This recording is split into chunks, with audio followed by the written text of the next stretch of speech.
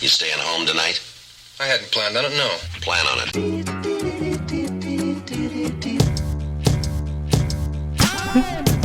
Minus 5, 4, 3, 2, 1.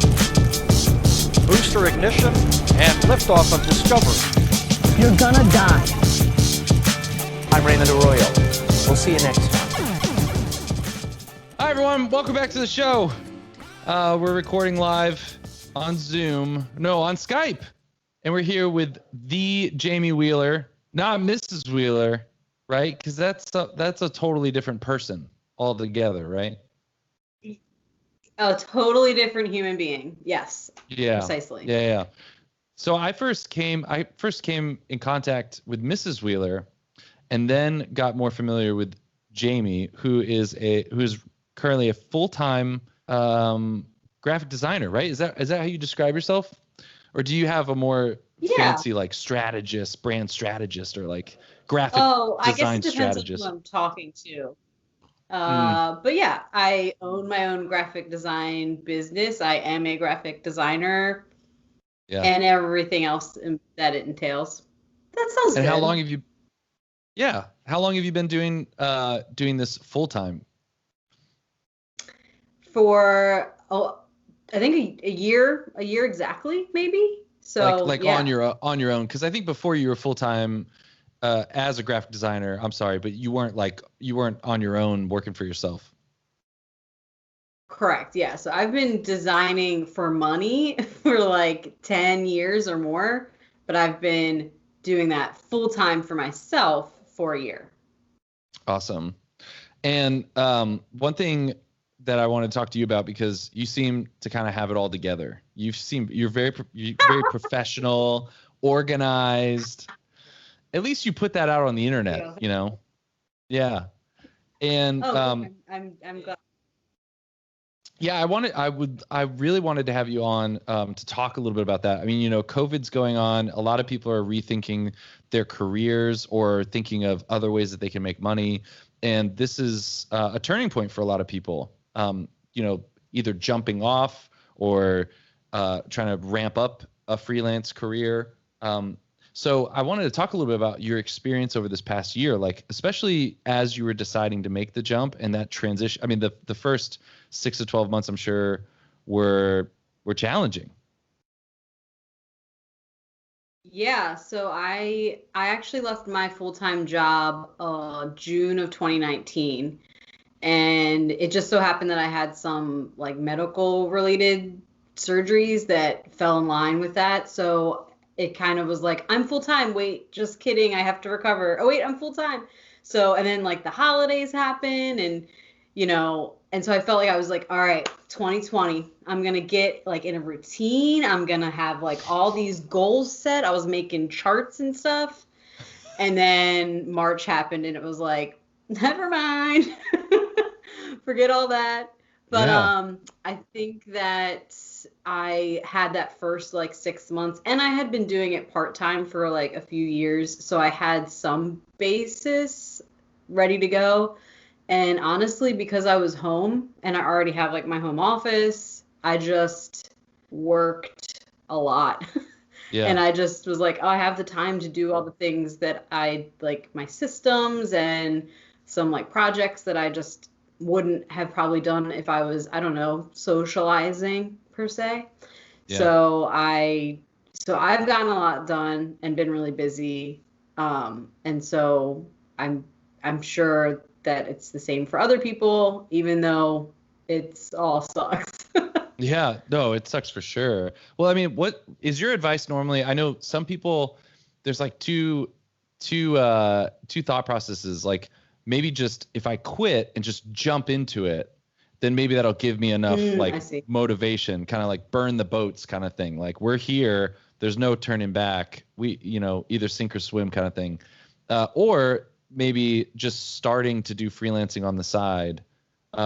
What's your advice to people that say, okay, I want to start doing design or freelance work in some capacity? And I'm thinking like videographers, graphic designers, these types of social media managers, people that are trying to work remote now from home and maybe pay the bills.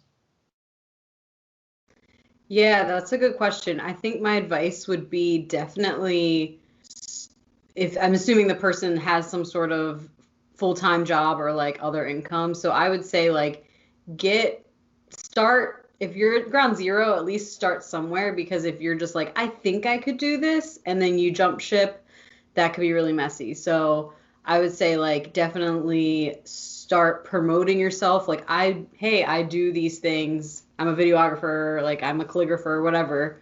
And like let people know and start getting some money. And then for me, I got to the point where I was working full time. You good? Yeah, sorry. Oh, sorry. Oh, okay. I didn't know. I'm so sorry. The mixer's below me. I just realized. I'm so sorry. Sorry, I was looking down at the mixer and moving the levels with my feet, and Jamie could see me looking under my table as if there's someone under my table. Well, I thought, oh gosh, maybe he can't hear me and I'm just going to yap away. No. Everything's great. I'm sorry. I'm so sorry. I figured that like you're talking, so you can't see me or something, and you're just like, yeah, I don't know. I just was like, oh, you're on camera. I'm behind the scenes right now because she's talking. I'm sorry about that. That's okay. I'm glad that everything's okay. Everything's good. Everything's good. Let's see, where was I? Full time. Oh yeah. You said people should like definitely have. What were you saying? No, you go. I think I was just gonna say that like you should definitely have some sort of basis to start off of before you go. Oh, I was saying for me, I got to the point where I was getting so much freelance work that I would come home from my job and then spend all the evenings working. And it wasn't until my husband was like, I'd like to spend time with you. Remember when we did that? And I was like, oh, okay. So that means I have enough to fill a full-time job. So yeah, that's what I and then I was also pretty unhappy in my other job, which just like, I think it was just a sign, if you will, that it was time to move on. Yeah. And I was getting all these clients. So, but then a lot changes because you kind of, when you're freelance, you're like, yeah, I'll take that job. Yeah, I'll take that. And then you go full time and you're like, now I can take that, but it's going to cost like triple because now it's my only income. So there's a lot to think about when you go from one to the other. And how did you handle that in the first, let's say like the first like 4 months? Or did you give, how much time did you give to your boss, like your employer, like two weeks or? So I worked at a school, so I think schools work a little differently because they do like contracts in like February for the following school year. So I kind of like, I think deep down I knew that I wanted to leave, but no matter if you like your job or you don't, like it's so hard to do that, like have that conversation. So I kind of was like, I'm going to come back part-time because I was teaching and I was doing PR and design. So I was like, I'll come back, but I won't teach. Yeah. And then I was like, I'll come back, but I won't do social media. And then it got to the point where I was like, okay, I'm just like dragging them along. Like I don't want to come back, and that's okay. So I told them in like February, and then I didn't leave till like June. So it was a long time. Yeah. So you had enough time to plan up that kind of the overlap. And that's what I'm interested in hearing about too, is like, how do you plan that first kind of the 2 weeks, the last paycheck into the first month, the second month? I mean, leading up to that, are you just trying to land as many gigs as possible just to make sure, or like, what was that transition like? I think for me, I was like, I need some like mental break. So I knew that, okay, I'm willing to not take on a full load for the first month or two. And I was able to do that. Like we saved and, you know, financially we just made it work. So I know not everyone's able to do that. So I would say if at least give yourself maybe a cushion, like, you know, just stop buying coffee for 2 months and just save that money for like, okay, I might not get a ton of clients right out the gate, and there's also so much work to do that you can do while you're still at your full-time job, like setting up your branding and your website and, you know, all your systems because there's so much that goes into that I'm still learning even a year in, and you don't get paid for that stuff. No, I mean, yeah. you include it when you charge a fee to people, like you're including all these services and technologies that you have. That's why you can charge more. But it's definitely, those are things that you could be doing while you're getting paid at your other job. Yeah.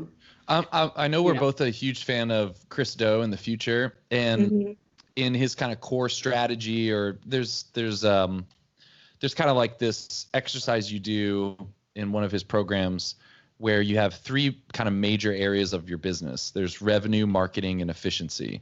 And right now we're talking about like efficiency, all the systems and processes that, you know, it doesn't bring in more money, but it helps you operate more efficiently so you can make more money later. Right. If you had to give like a percentage or something, like in that first, the month leading up to you going full time, and then the first month of full time, what was most important? Maybe of those three, how would you rank those? Like revenue, marketing, and efficiency. It sounds like efficiency is kind of like the last couple weeks leading out of your job, and maybe. Yeah, I think marketing was what I was doing like the year, because with Instagram, like I was just kind of riding the wave of like, oh, this is like a thing people are doing and using. And I just transitioned very slowly from my a personal account to a like strictly business account. Yeah. So I feel like marketing, I kind of had like people knew what I was up to. I have my business name. I'm out there.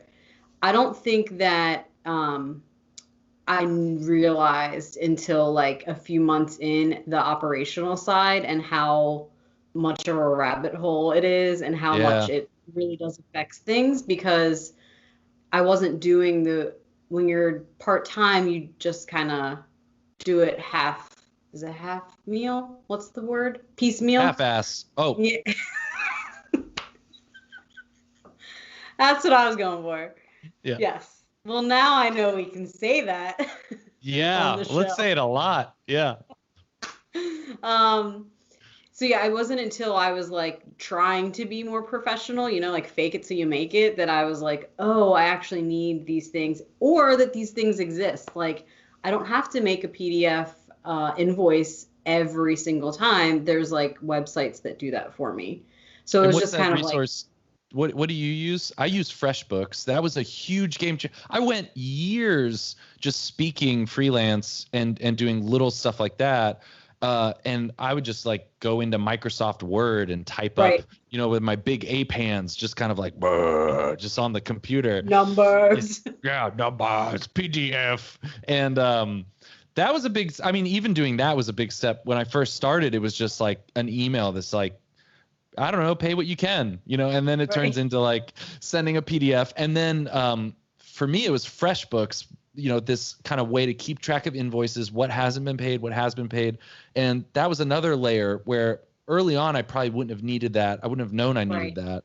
But I do wish I would have forced myself to use it once or twice, just to force myself to understand that whole process and how effective that can be. What resource was it for you, or what were some of the tools, if you want to get nerdy?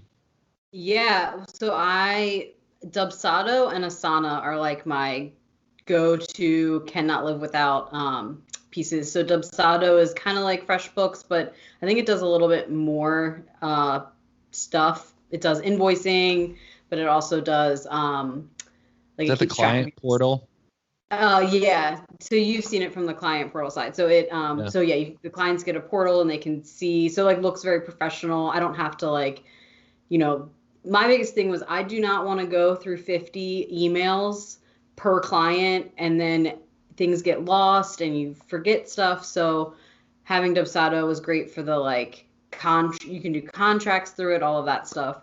And then Asana is what I use for project management. So I know you use Asana also. Yeah. But once I started using that for my clients, that was a game changer, because everything's in one place. And especially with the creative job, you're getting feedback, and I didn't want to have to go through tons and tons of emails. And when I was freelancing, I would let clients text me, they could email me, they could call me. So I would sit down to do changes, and I'm like, oh my gosh, I swear they told me something on the phone, but I forget. And then I'd miss something in a text. And so it was just a mess. And so now I'm it's like in my contract, like we have to use Asana because it just makes it so much easier on both ends. And it makes it faster because then you're not forgetting stuff and having to go back and forth 10 times. You can then go back. That's really important. It's really important, especially when you're kind of like making that transition. Because I think, like you said, in my experience, when you're doing it in your spare time, you're just excited to get clients coming in, right. And it's like fun. It's such a hobby, so you're willing to go out of your way, like, yeah, sure, text me, like, because maybe you don't have the volume, and that is a very good point.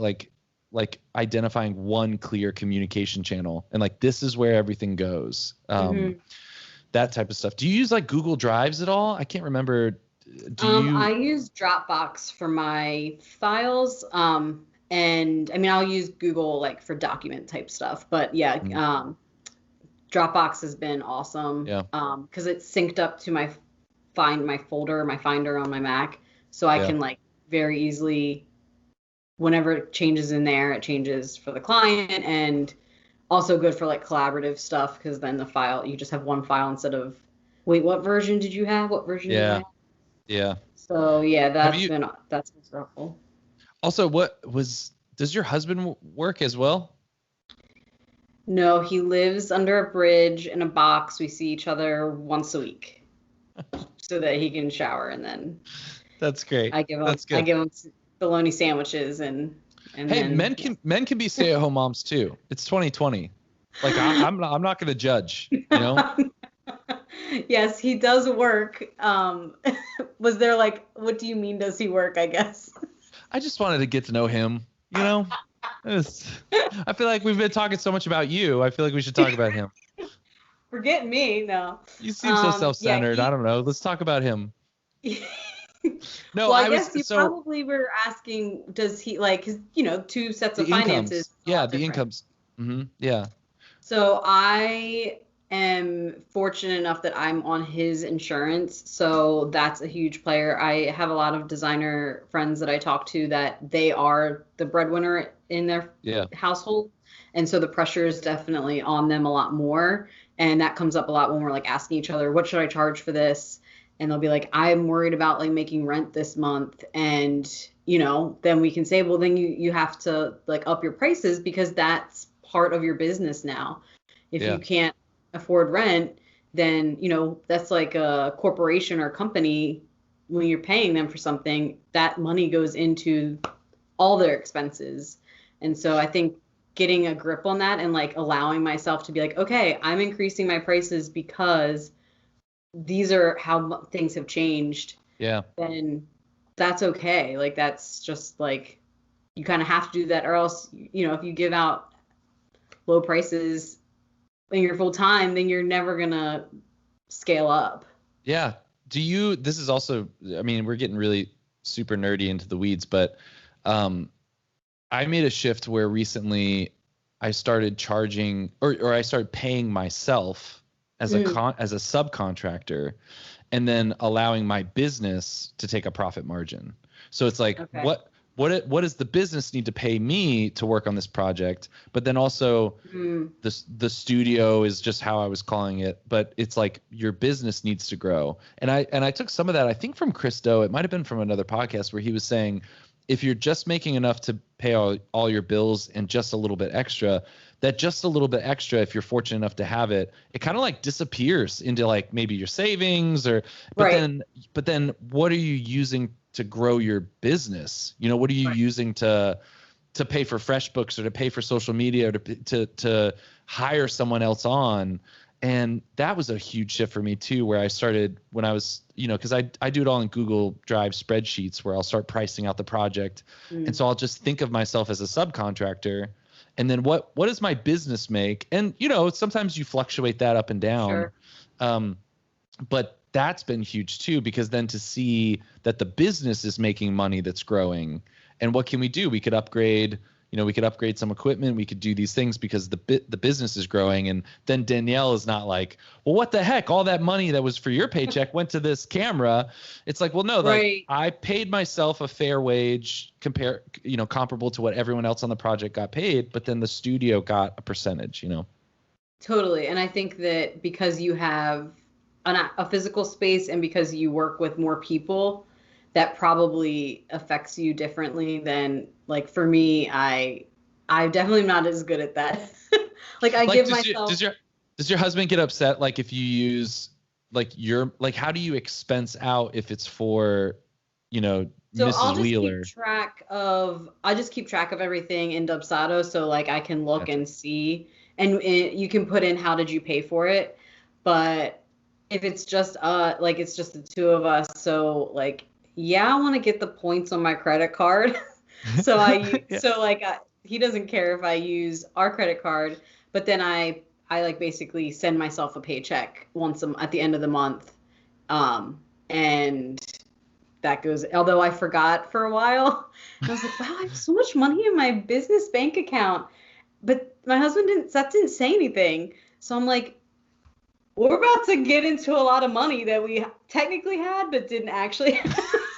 It gets so weird. That's the other thing is like for people that are thinking about really making that jump, or maybe they've been doing a little bit of client services, like it gets so weird. It gets so strange having to explain to your spouse, okay, look, that money is there. It's supposed to go here. We're going to pay this person that, but then there's, you know, it just gets so confusing. Oh, for sure. And also like in terms of your spouse is now your coworker, because I'm working at home and I have no like coworkers. So when I need to vent or when I need to ask questions or when I just need to like talk to a wall, guess who it's going to be, whether you like it or not. Yeah, for sure. So what was the biggest, if you could go back and make that transition again, what was one thing that you wish you would have done differently that would have had the biggest impact on that transition? I think it would definitely be my workflow. So I took a few courses when I was full-time with my job, but there's one course in particular that I recently took, and it was all about like from the second someone gets to your website until you send final files, what does that look like? So what automated emails are they getting? When should you talk to them on the phone? How should your proposals look? Like what extra things can you do to really set yourself like at a higher scale?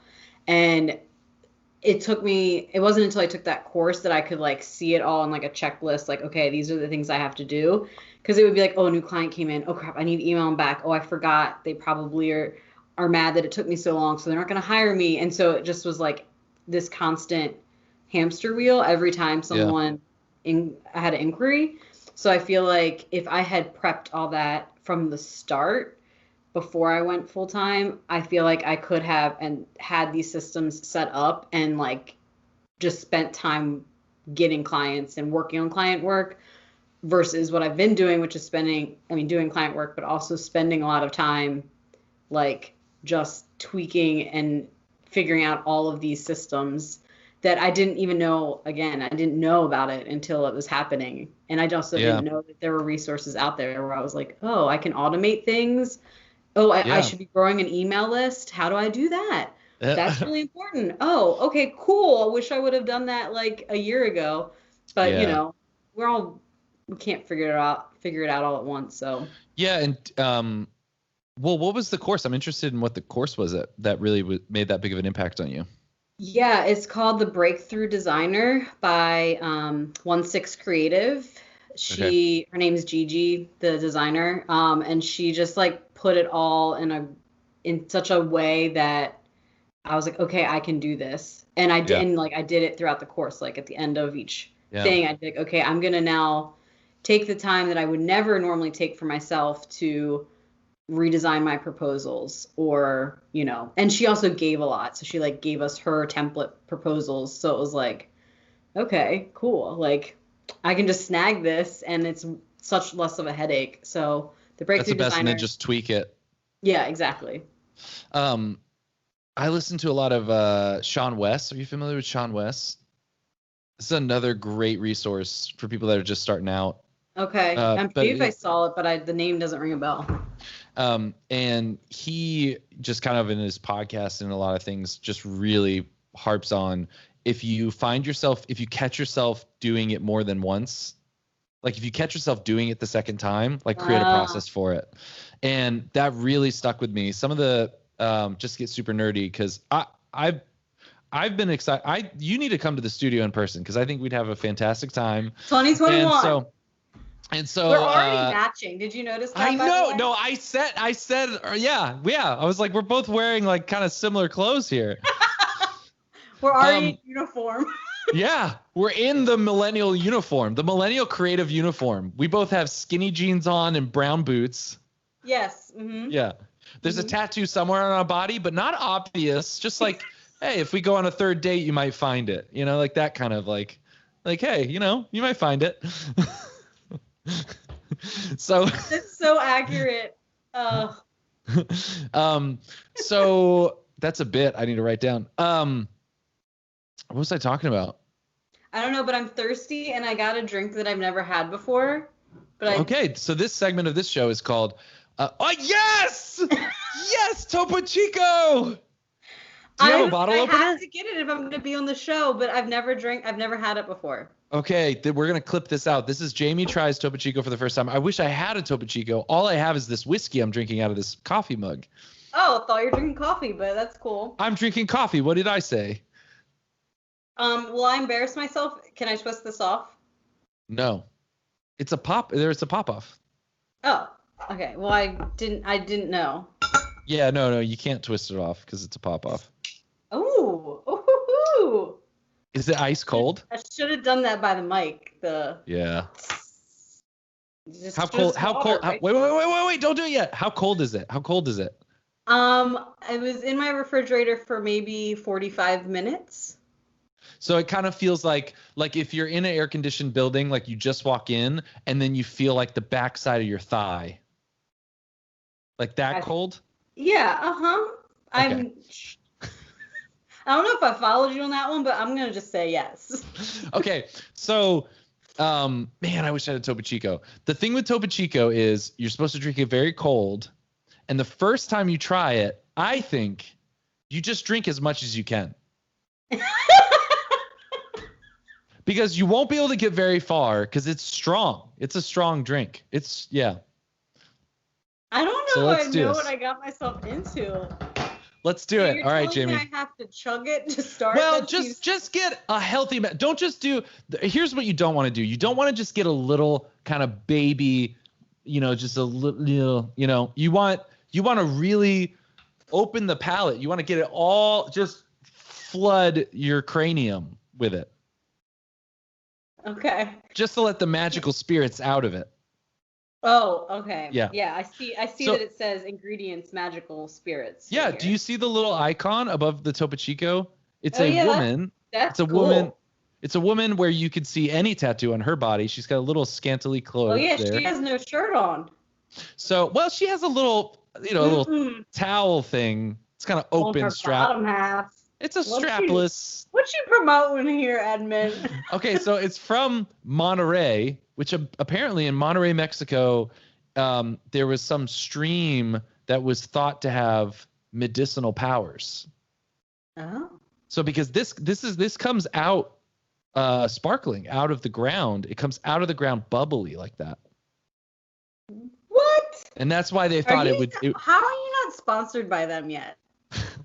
And that's why they thought it provided medicinal powers. We all know now that you drink LaCroix, you're no better than anyone. In fact, you're worse than people. So like sparkling water doesn't actually have any health benefits. But yeah, isn't that crazy? It comes right out of the ground bubbling. Well, should I drink it or is it going to go flat? Okay, you should. No, that's the other thing about Topo Chico. You can set it out on the counter for like 3 or 4 days. It is not flat. You open up a Coca-Cola, within like 4 hours, it's flat. Oh, or a LaCroix, you got 30 seconds to drink that bad boy. Oh, yeah, you got 30 seconds. Just choke back those chemical flavors. Can I drink it now? I feel like the anticipation's so high. While you're doing it, I'm going to praise the Lord. Oh, praise him, Jesus. That wasn't that much. Yeah. You like it? It tickled all the way down. And just kind of up into the nose, just kind of cleanses. Oh, yeah, that's nice. Okay. Okay, now here's the thing. here's the combo: hot coffee, ice cold Topo Chico. Together or together? Yeah, so you do a little bit of, now I have done a little bit of Topo Chico, like room temperature Topo Chico in a coffee. That is very interesting. Like a nitro. Yeah, or like if you did like a cold brew, we make cold brew at our house, and you have to add a little extra water to it. So we make the cold brew and then add a little extra water, and sometimes a little Topo Chico is fun. But if you do hot coffee with the cold Topo Chico, you get the coffee flavor. Then the Topo Chico kind of makes you burp it all up, if you will, right? It makes you just kind of brings back the coffee up into the top half of your face, which normally the coffee does not enjoy as much. And so it sends the coffee directly into your brain. That's it. That's exactly it. Wow, which is what we all want, essentially. Like, just get it there as fast as possible. Yeah. Yep. So what, if you had to give it, let's say, my tongue is still tickly. It's a lot. It's a lot. When it's cold, the colder the better. Okay, so 1 out of 10. So 1 being bleach, 10 being I can't even say what would a 10 be? It has to be unachievable. The Lord himself's blood or something. I don't know. I don't know. Like, I don't know. Oh, unicorn blood. Okay, yeah, from Harry Potter. So unicorn blood that grants you immortality, or 1, which is like bleach with like unknown bodily fluids in it. I would say, so that's like 1 to 10. In other words. Just so I know what kind of answer I'm giving. I would say I would give it like an 8.75. Wow, you heard it here first. Jamie thinks Topo Chico is pretty close to unicorn blood. That's how much she loves it. My only setback is that I can't tell how I feel about the bubbles yet, because it is the most intense bubbles I've experienced. So it is definitely, of any of the bubbly water you're going to find on the market, this is the hardest. This is the hardest hitting. They pumped. It's like the champagne of water.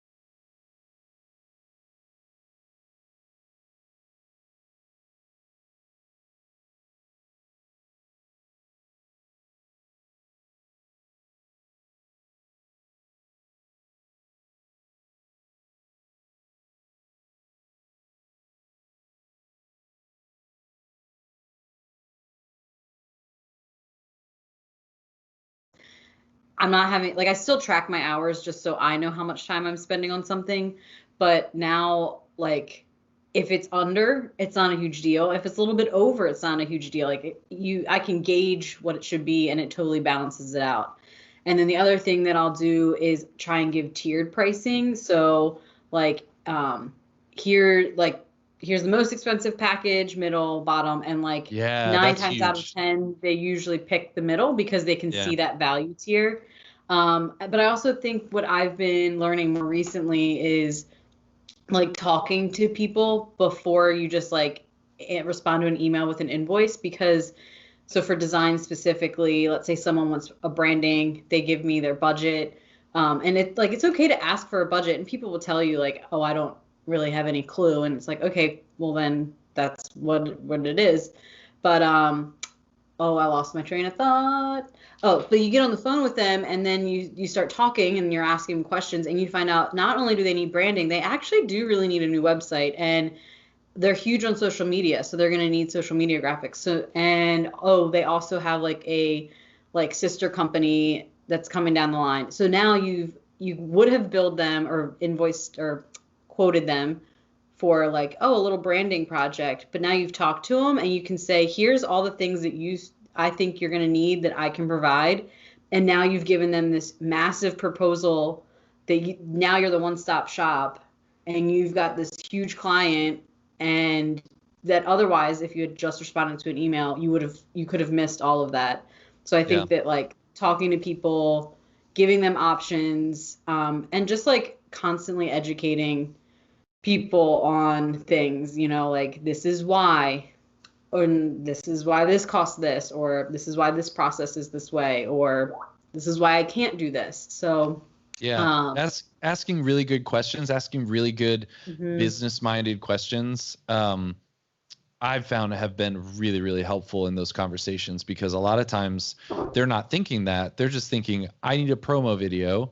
Right. Someone gave me your name. Like, let's do a promo video. Then you start asking some of these other questions. How much time do you want to spend on this video? Do you just want to like slam this out in a day? Do you want to sit down with me and us really talk about strategy? Like, what's the goal of the video? What are we trying to achieve? And there's been times too in certain situations where I've kind of just said out loud, are you looking to spend, if you tell me a budget, I can tell you how much work I can do for that.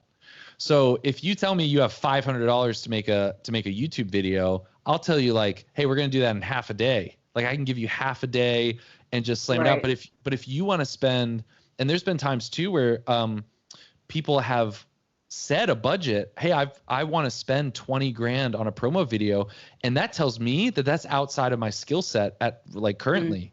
Like, I'm not skilled enough I know my budget range and what. Now granted, like if someone just wants to pay me $20,000 for a 2-minute video, I mean, sure, they could give it to me, but I know my skill range. If someone's looking for that type of budget right now, I'm going to have to recommend you to someone else that's going to be able to do that way better. They're going to, like, you're looking for something that has to be way higher quality and way better than what I can currently do. And I think clients really respect that. Then you start becoming more of like a partner and a business coach in that moment than just like, okay, just pay me whatever you think and I'm going to go do it. And then I come back and hope you love the idea.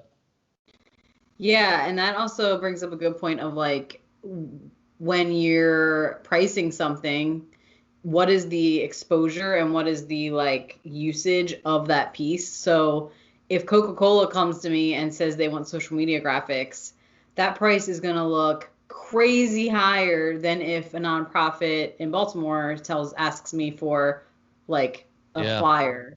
So it's like, and I think that there's this misconception that like your services need to cost the same, like it's a cookie cutter, and that's not the case. Like I just priced out something today, and that's for like during a time when I'm super busy in the next coming weeks.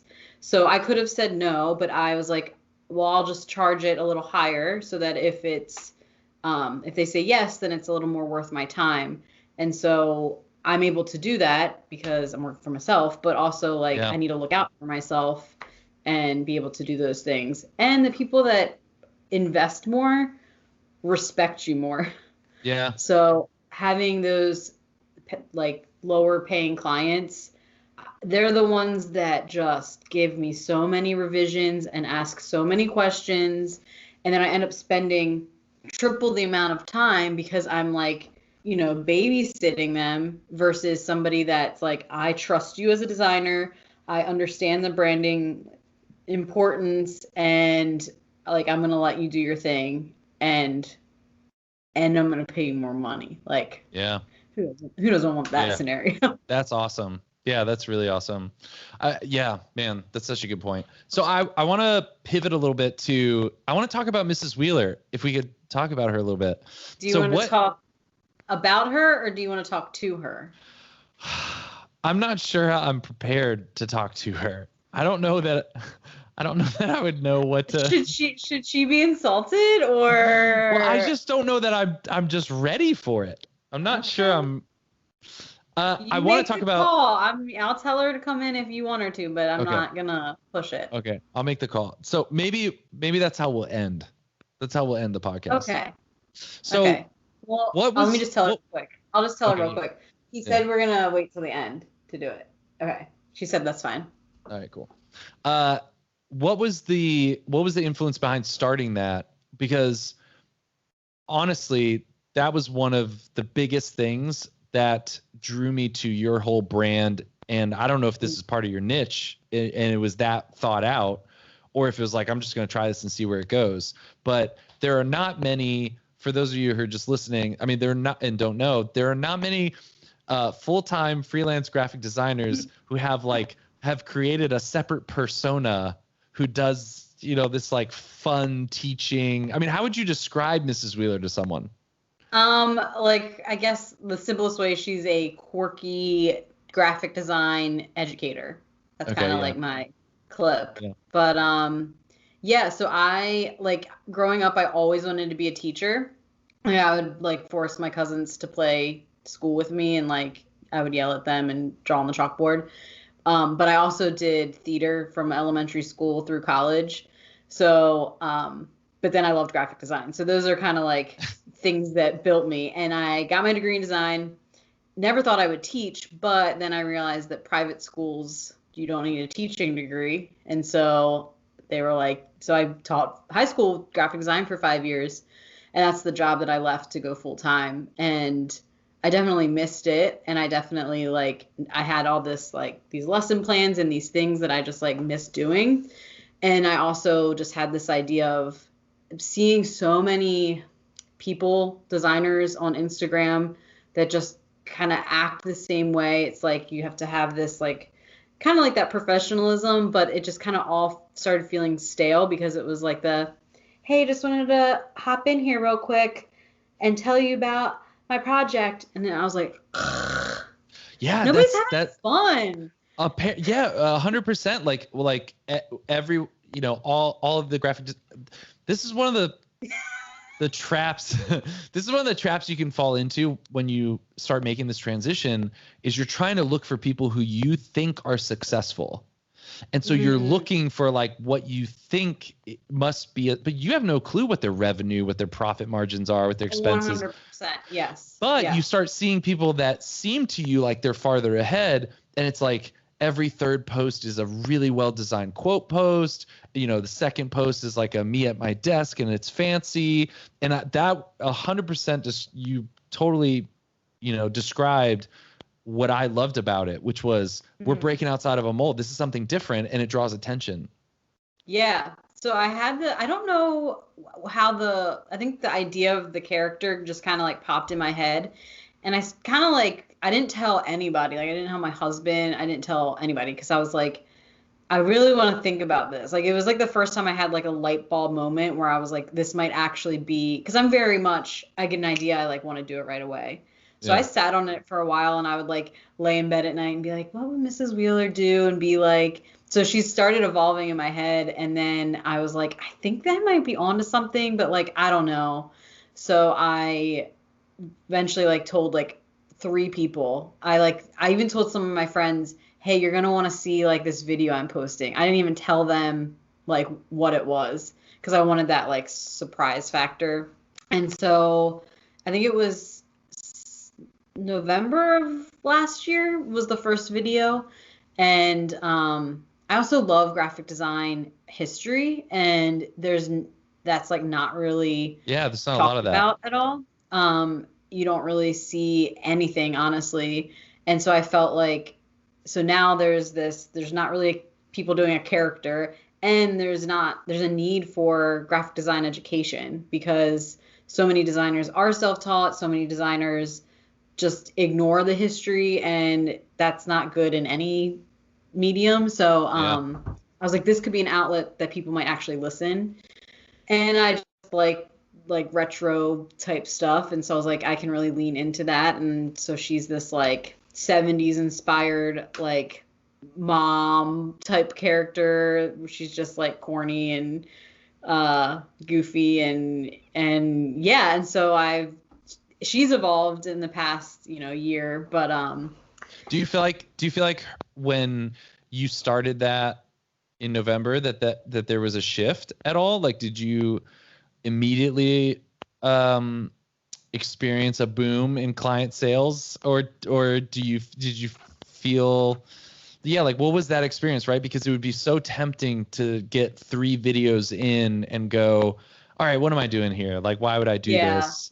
And oftentimes a play like this is a much longer term play, or maybe medium term. Yeah. And I think most people that try something as not risky, but just daring, very like it's a bold choice, right? Make bold choices.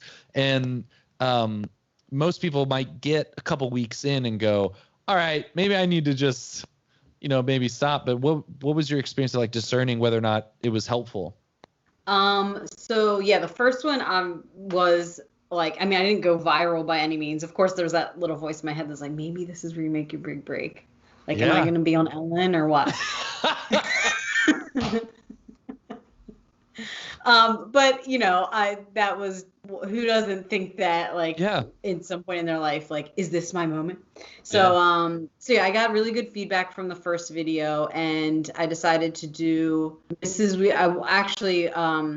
my friend Frankie from Storia Studios, she was one of the first people I told, and she's really good with social media and video. So she helped me out a lot, and she was the one that said you should do Mrs. Wheeler Wednesdays and like have it be every Wednesday. So I think I started off once a month or once every 2 weeks. And right off the bat, I realized it was a shit ton of work.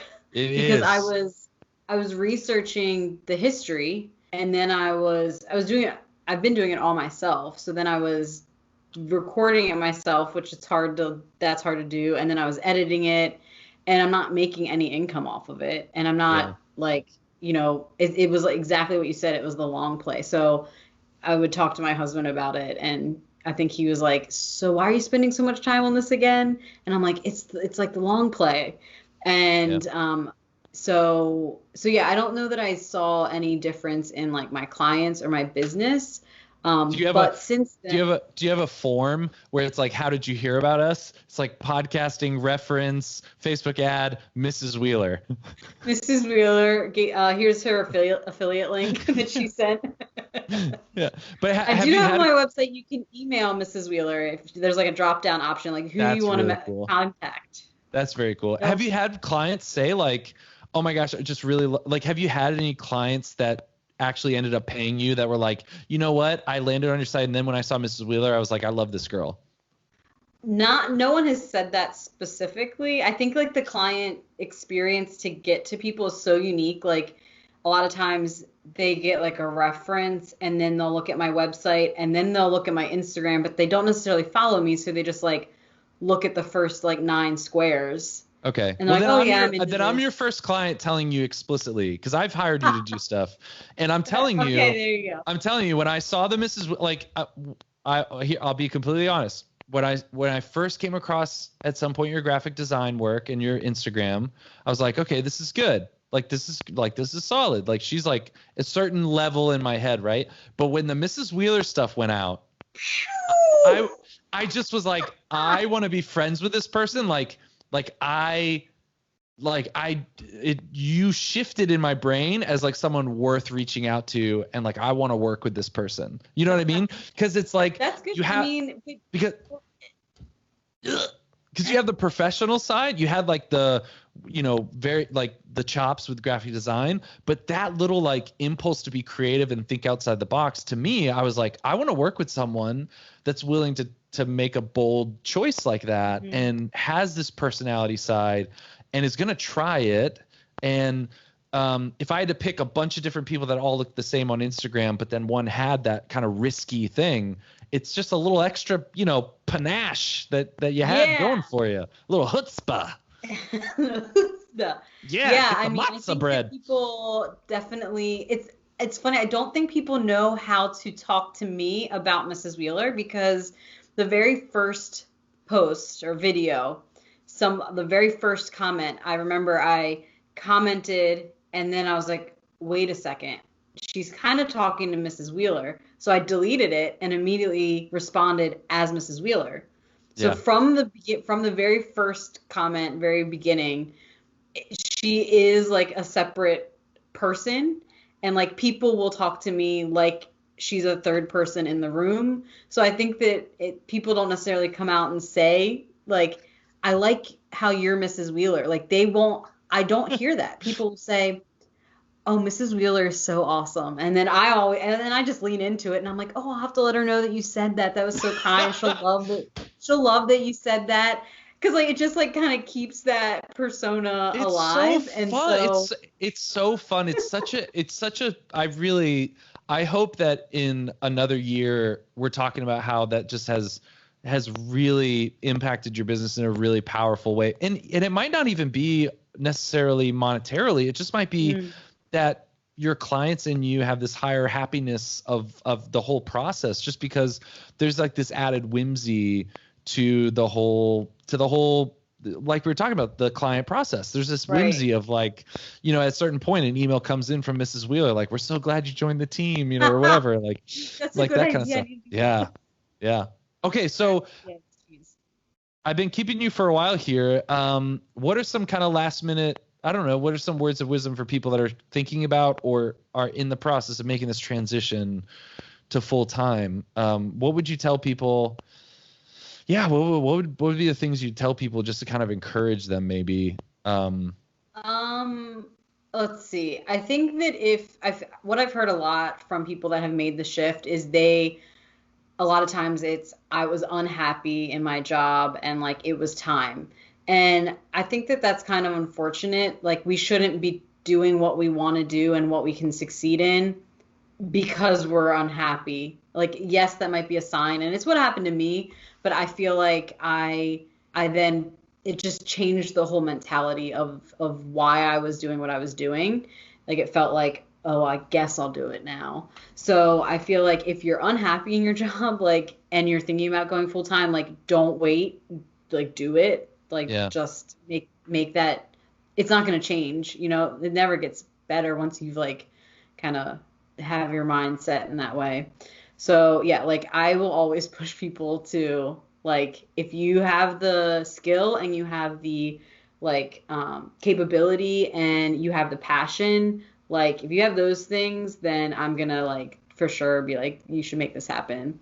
'Cause we all fake it till we make it. Like, we're all figuring it out. And then I would say, like, just like talk to people. That was one thing that helped me a lot, was I just reached out to a ton of designers that I followed on Instagram and just started asking quite like specific questions. And like, even with pricing, like, hey, I don't know what to price. Can you help me with this? Or, hey, I'm working on this project. Am I allowed to use this font?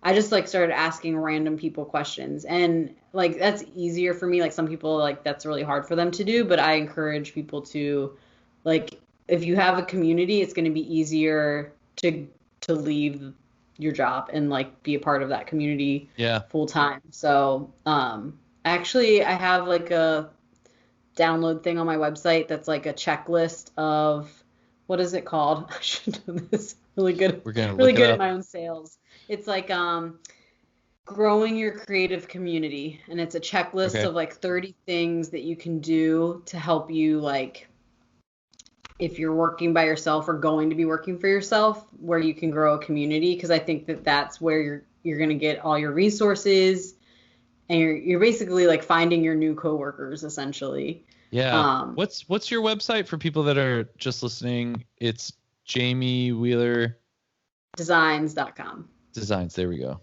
For those listening and for me typing it in my computer right now. And it's called... I think it's under resources. We're going to find it. I love your new website design. Oh, thanks. Yeah, that I really was a like pain it. in the butt. Whew. It Designing seemed like a for big yourself project. is the hardest thing. I also love that you got someone... Didn't you say you got a friend to come in and just kind of like photograph you in your space? Yeah, so a lot of my photos are from that, although it's been over a year now and I really should get them retaken, but you know, COVID or whatever, or just laziness. I had a friend who said the rule is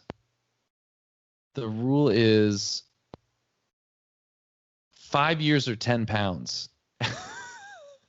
Every 5 years or 10-pound difference, you should take a new profile picture. Wow, that's a big, I mean, it was I was like, wow. Yeah, because that is like, if someone asked me like, in what period of time do you think you would fluctuate 10 pounds? I would hope it would be like 5 years. Unless it's 2020 and you've been living in your house eating like Doritos for 8 months straight. Oh my gosh, let's be honest, that's why I don't want my picture taken. Oh my gosh, I look like a chunk monster in all of the podcasts. This has been the only year that I've regretted having video on the podcast. Oh man, I look like I've been taking it hard. I have enjoyed the like waist up, because I think I've worn jeans like 3 times. That's the benefit of being like working for yourself. That is true. Yeah. Yeah. Although, yeah, for sure. Can get lazy quick. One question I forgot to ask you, because I'm kind of bracing for this myself, but what did you do in maybe the lowest point of that? Like, was there a low point? Was there like as you were making that transition, did you start questioning, 2 months in, 3 months in, like, maybe this isn't going to work out, maybe I'm going to have to go back to a regular job? Was there like a low point where you, for some reason, something triggered that kind of insecurity of, did I make the right decision? I think because my situation was unique in that I like decided in January and it didn't happen till June. I think that if I had those feelings, they just got mixed in with everything else. I think maybe after I left, it was more of like, oh my gosh, can I do this? I did not have any like, so since I worked for a school, I was like kind of dreading the start of the school year for when I wasn't teaching anymore, because I was like, this is when it's going to hit. Like, this is when I'm going to, and I live across the street from the high school I worked at. So the students drive by my house to get to the school.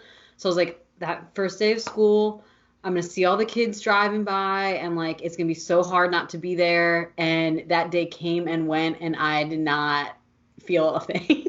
I great. felt bad that I didn't feel bad. But I think it just like solidified that I made the right decision. And also to like mental health, physical health, like I was able to do things like take time off or like take a lighter load that I would have stressed me out and made things a bajillion times worse if I was having to like use time off and like deal with the schedule that was with another place. So for those reasons, I feel like I was like, okay, I can't imagine if I wasn't doing this. So yeah, that's awesome. I know that's like kind of specific to me, but that's great insight into that whole process. Well, are there any things you want to plug? I know you have a really fantastic course coming out, or that has already came out, or will come out twice. kind of like a weird son, that, you know, the son you have who kind of goes away to Broadway and then comes out twice. I don't know how that probably doesn't make sense, but anyways. Well, so let's see. This video is going to be out when? When do you want it out? I think I told Anna the 20, not this, the 20, the Monday, the 21st? Okay, she said Monday. Good. Okay, yeah, we normally release them on Mondays. So yeah, 21st, we can make that happen. Yeah. Okay, so if this is on, you're watching this on Monday, September 21st. I am currently, as of that date, enrollment is open for my very first course. It is called Becoming a, hold on. Really good sales pitch here. The Becoming a Better Designer course. And it is for people that are self-taught designers, people that have not been to design school ever, or maybe in a long time. It's for people that run their own businesses or work for PR and like wear a lot of hats. And so they need to do design, but they've never really been educated in it. So it's a 6-week, 6-module course. And we're going to cover everything from like design basics, design history, and through like, we're going to talk about pricing. We're going to talk about like going through the specifics of Adobe programs, and a lot more. So the enrollment for it is only open for 1 week. So it starts September 28th. Nice. So if you're watching this and you're interested, you can go to becomingabetterdesigner.com and read more about it and get your enroll this week, because it won't happen again till 2021, depending on how it goes. If I get too burnt out, it might be a while. But yeah. So I love that angle of, because I'm sure there's so many people. I mean, I think there are some people who listen to the show, but I'm sure there are people out there who have been self-taught, and I think your experience and knowledge in all these different capacities, teaching others in a professional capacity. It's not like, you know, just some Joe Schmo that starts a course like me. Like, you have experience teaching graphic design, and then also the background of, because like you went to school for graphic design, right? Yeah, so I have my bachelor's degree in design, and I actually didn't realize that it wasn't until I was in that course I was telling you about, and they asked like, how many of you are self-taught, and like 75% of the group was self-taught, and these are people that own design businesses, and I was like, really? Yeah. I had no idea. Yeah, I think there's a lot. So it kind of sparked this idea for me of, and I like wanted to keep teaching. Like I like, these are things that I already taught. These are things that I learned in 4 years of design school. So I was like, and also there's so many courses out right now. It's like saturated market. But what I've noticed is it's all about your business. Like, look at my process and learn how to do branding.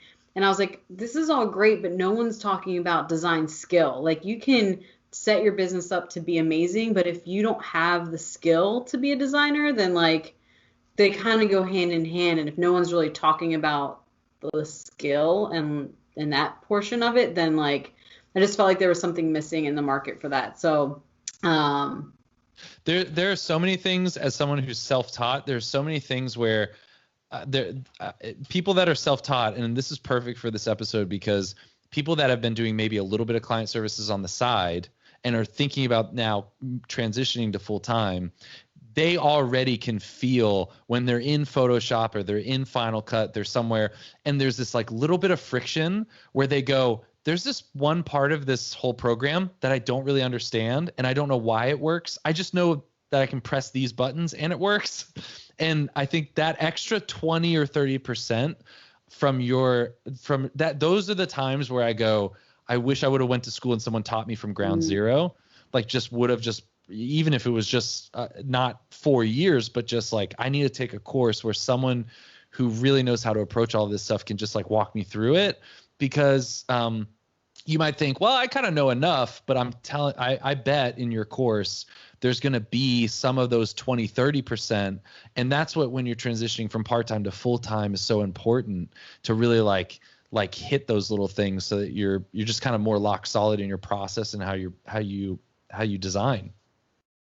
Yeah, totally. I think I know at one time we talked and you were like, people that went to design school just have like this thing. Like, I don't know what it is, but I know I'm missing it.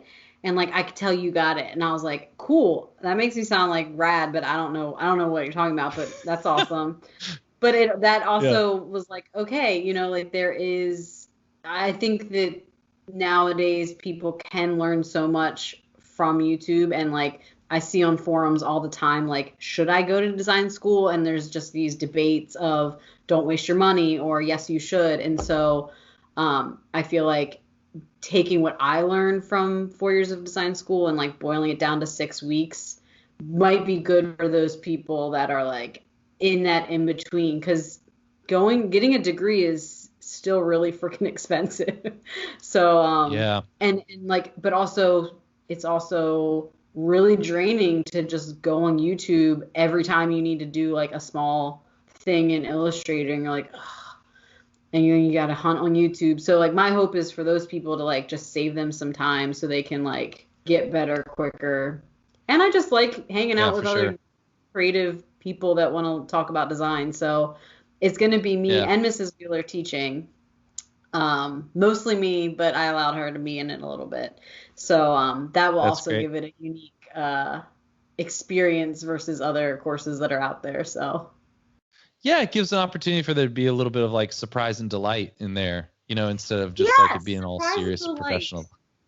Maybe I'll add that to my sales page. Surprise and delight. All right, I'll send you an invoice. Okay. Trademark. Yeah. Well, thanks so much for being on the show, Jamie. I really think, especially during this time with COVID, that this is really helpful for a lot of people. And I encourage people to go check out your course. Check out Jamie on Instagram, especially all the Mrs. Wheeler action going on there. And be sure to comment on her Instagram. Ask me questions too. Like if anybody is like, I'd like to ask Jamie about this, about, or the other thing. Like I love, like if you message me, I'll always eventually message you back and like try to start a conversation. And I'm not just like cool. Like I'm guilty of doing that. But if people ask good questions, that's what I was going to say earlier. If people ask like a good specific question and they're good at following advice and they're not just like, I don't know what to do. That can be it's way easier to answer those questions. I'm sure you're that way too, where it's like, it's fun to answer that kind of question. Yes. So message me, but be specific or else I'll say cool. Yeah. Or block you. Like you'll block them. Yeah. Well, thanks so much, Jamie. We're going to end this episode. You can visit patreon.com/the show, which I think soon will be changed to patreon.com/the studio.